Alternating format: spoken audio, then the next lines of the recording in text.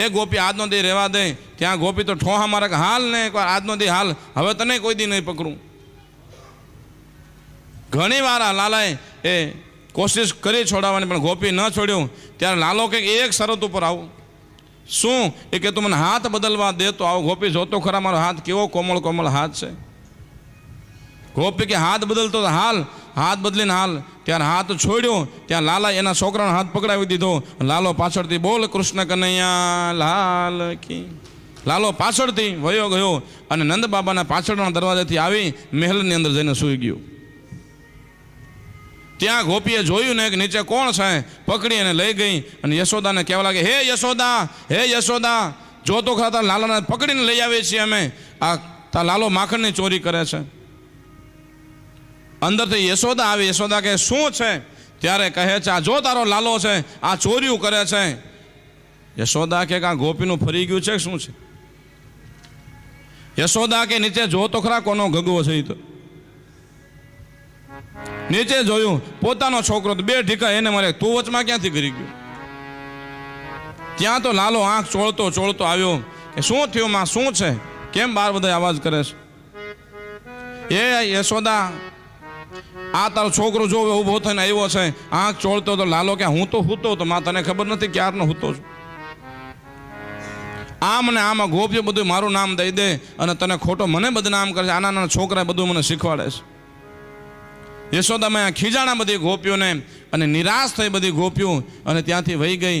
ત્યારે લાલાએ વિચાર કર્યો કે મારા દરવાજે કોઈ આવે, મારા દ્વારે કોઈ આવે, નિરાશ થઈને જાય એ ન ચાલે. પાછો ગયો પાછળના દરવાજા દોડીને ગોપીની સામે અને ગોપીને કે આ લે, મને પકડવા ગઈ હતી, આ લે, ધ્યાન રાખજે. તો આજ તો મને પકડો છે, છોકરાનો હાથ પકડાવ્યો છે, જો બીજી વાર મને પકડો ધણીનો હાથ પકડાવી દઈશ.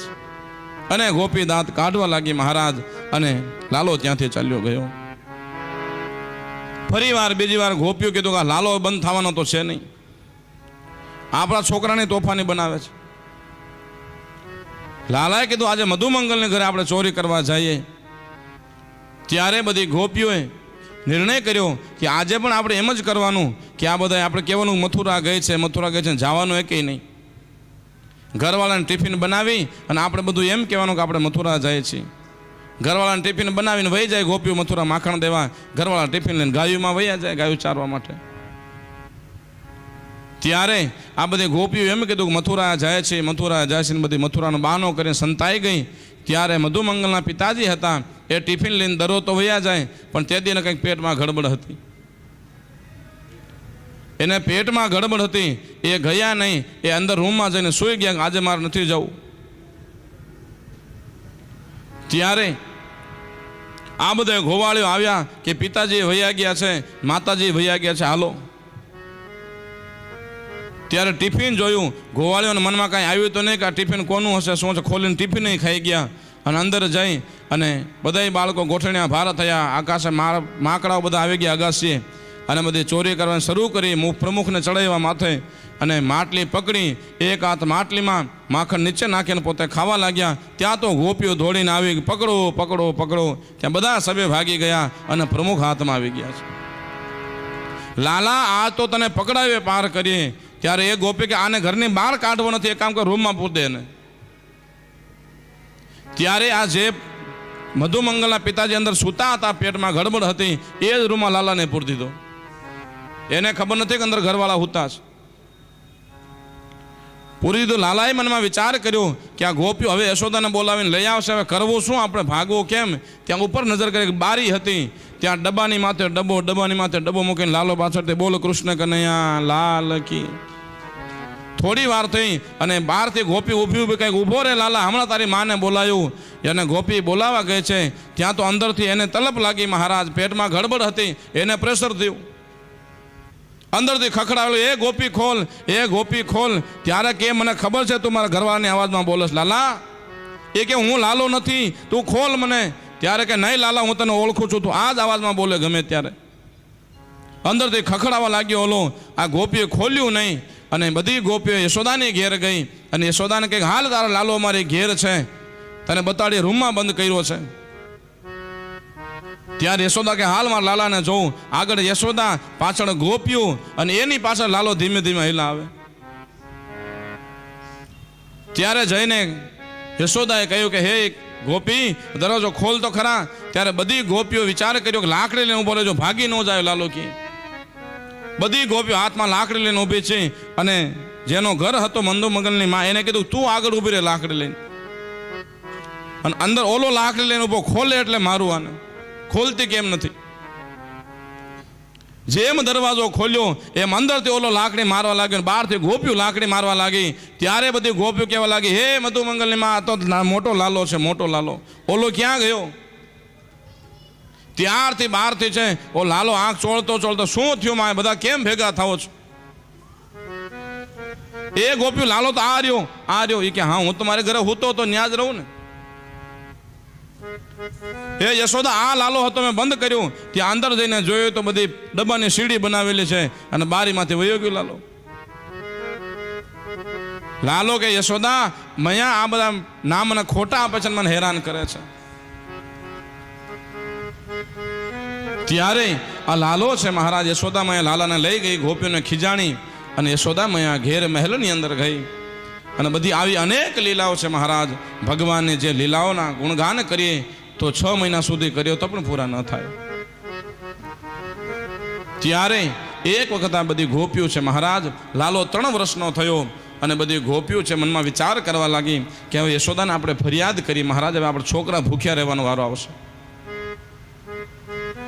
ત્યારે બધી ગોપીઓ ભેગી થઈ અને યશોદા પાસે ગઈ, માં હે યશોદા. હા બોલો ને ગોપીઓ. બહાર આવતો, બહાર બોલાવી યશોદાને અને યશોદાને કીધું કે યશોદા હવે જો આ લાલાને તું નહીં સમજાવ ને તો અમારે કાલે છોકરા ભૂખ્યા રહેવાનો મારો આવશે. અમે તો સહન કરીએ છીએ પણ અમારે કાલે છોકરાનો શું હક છે?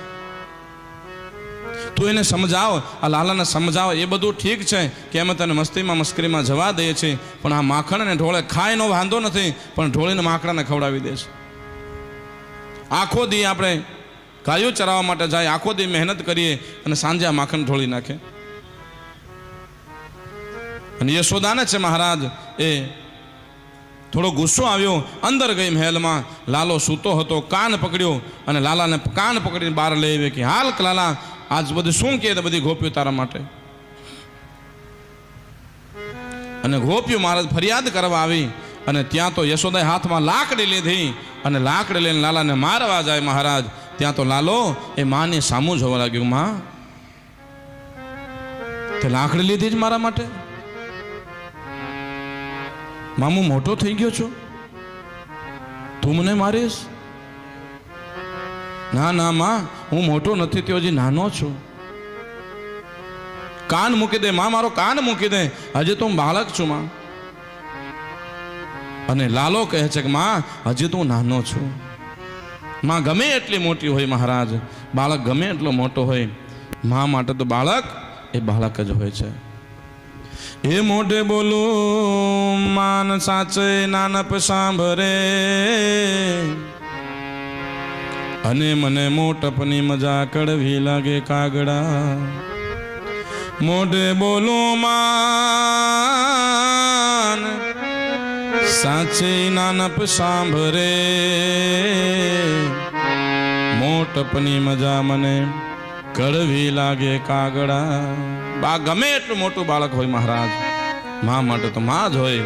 અને માનો ખોડિયો મળી જાય મહારાજ અને બાળક માના ખોળાની અંદર બેસી જાય તો દુનિયાનો ગમે તેવી મહારાજ દુઃખ હોય, ગમે તે સંકટ હોય, એક પલની અંદર દૂર થઈ જાય મહારાજ. કવિ કાગ કહે છે મહારાજ, અડીન જગની આગ તારે ખોળે ખેલતા, તેનો કીધેલ ત્યાગ કાળ જ સળગે કાગડા. મળી હરને માં, એ મળીને હરને માં, અને મહેશ્વર જો પશુ થયા, જાયો એ જશોદા કાન કેવાણો કાગડા. જગતમાં જેને માં નહોતી મહારાજ એ પૂજાણા નથી. પછી ભગવાનનો મત્સ્ય અવતાર હોય તોય ભલે, નરસિંહ અવતાર હોય તોય ભલે, ભગવાન અનેક અવતારો થાય પણ જેને માં નથી મહારાજ એ નથી પૂજાણા મહારાજ. એ મળીએ લઈ નામ માં સૌ રાઘવ કરશન રટે જગ કોઈ જાણે ના કચ્છપ મછને કાગડા. કવિ કાગ કહે છે મહારાજ માં એ માં છે, બીજા બધા વગડાના વા છે મહારાજ. માત પિતા તો મહારાજ જેને ભાગ્યમાં હોય એને મળે છે, એને સેવા મળે છે મહારાજ. નકર ભાગ્ય વિના નર પાવત નાહી, ભાગ્ય વગર મા બાપને સેવા મળતી નથી મહારાજ.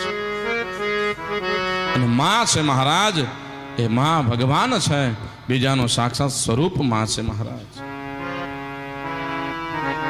અને મહારાજ જેને માં છે પિતાજી છે એને સેવા કરજો, પણ જેને સેવા કરવી છે એને મા બાપ નથી, અને મા બાપ છે એને સેવા કરવી નથી. હે હૈયું રે હે માળો માં તું, દયાનો મીઠો દરિયો જો. હૈયું રે હે માળો માં તું, દયાનો મીઠો દરિયો જો. કે દાન કે જગ આખું એ મારી માની તોલે નવ આવે જો. જન્મની હે દેનારી મારી માતાની તોલે કોઈ નાવે જો. આવી જન્મની હે દેનારી મારી માને તોલે કોઈ નાવે જો.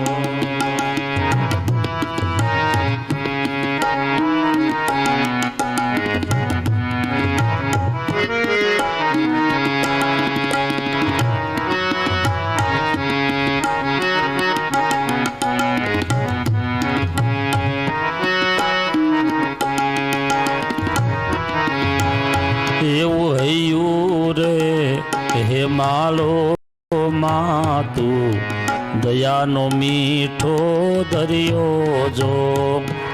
અમી વરસે આખડિયું માં, વરસે અષાઢી મેઘ જો. માતાની તોલે આવે એ ભલે લુખા લાડલ ડાવે જો. આવી જન્મની હે દેનારી મારી માતાને તોલે કોઈ નાવે જો. મારી માતાને તોલે કોઈ નાવે જો. માતા પિતાની સેવા કરજો મહારાજ.